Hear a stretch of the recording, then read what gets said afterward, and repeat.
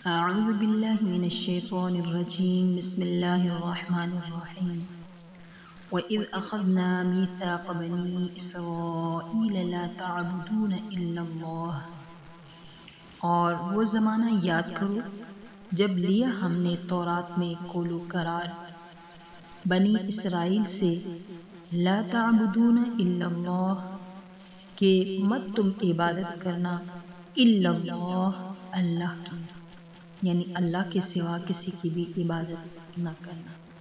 وبالوالدین احسانا وذی القربى والیتامى والمساکین وقولوا للناس حسنا واقیموا الصلاة وآتوا الزکاة۔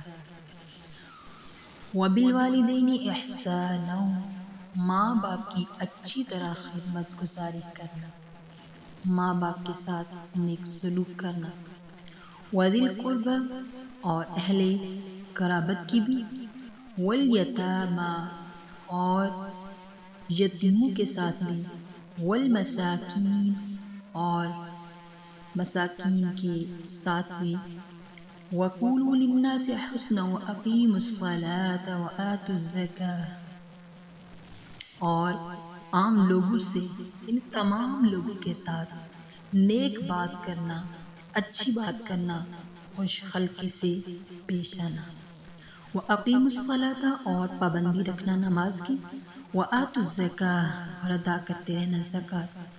ثُمَّ تَوَلَّيْتُمْ، پھر تم پھر گئے قول و قرار کرنے کے بعد، إِلَّا قَلِيلًا مِّنْكُمْ، مگر تھوڑے سے تم میں سے، وَأَنْتُمْ مُعْرِضُونَ، اور تم لوگ پھرنے والے۔ اس آیت سے معلوم ہوا کہ یہ احکام اسلام اور سابقہ شریعتوں میں مشترک ہے، جن میں توحید، والدین اور رشتہ داروں اور یتیموں اور مسکینوں کی خدمت اور تمام انسانوں کے ساتھ گفتگو میں نرمی اور خوش خلقی کرنا اور نماز اور زکوٰۃ سب داخل ہے۔ قولوا للناس حسنا سے مراد قولاً ذا حسن ہے۔ اس کا حاصل یہ ہے کہ جب لوگوں سے خطاب کرے تو بات نرم کرے، خوش روی اور کشادہ دلی سے کرے، چاہے مخاطب نیک ہو یا بد، سنی ہو یا بدعتی۔ ہاں، دین کے معاملے میں مداہنت اور اس کی خاطر سے حق پوشی نہ کرے۔ وجہ یہ ہے کہ حق تعالیٰ نے جب موسیٰ اور ہارون علیہ السلام کو فرعون کی طرف بھیجا تو یہ ہدایت نامہ دیا کہ قولا لہ قولا لینا۔ تو آج جو کلام کرنے والا ہے وہ حضرت موسیٰ علیہ السلام سے افضل نہیں، اور مخاطب کتنا ہی برا ہو، فرعون سے زیادہ برا خبیث نہیں۔ طلحہ بن عمر رحمۃ اللہ کہتے ہیں کہ میں نے امام تفسیر اور حدیث عطا رحمۃ اللہ سے کہا کہ آپ کے پاس فاسد عقیدے والے لوگ بھی جمع رہتے ہیں، مگر میرے مزاج میں تیزی ہے، میرے پاس ایسے لوگ آتے ہیں تو میں ان کو سخت باتیں کہہ دیتا ہوں۔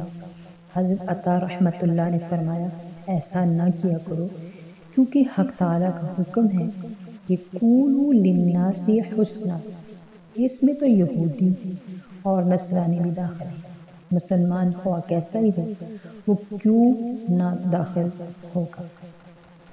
اللہ سے دعا ہے کہ اللہ پاک ہمیں خوش روی اور کشادہ دلی سے گفتگو کرنے کی، بات کرنے کی توفیق عطا فرمائے، اور جو بتایا، جو سنا گیا، اللہ پاک سب پر عمل کرنے کی توفیق عطا فرمائے۔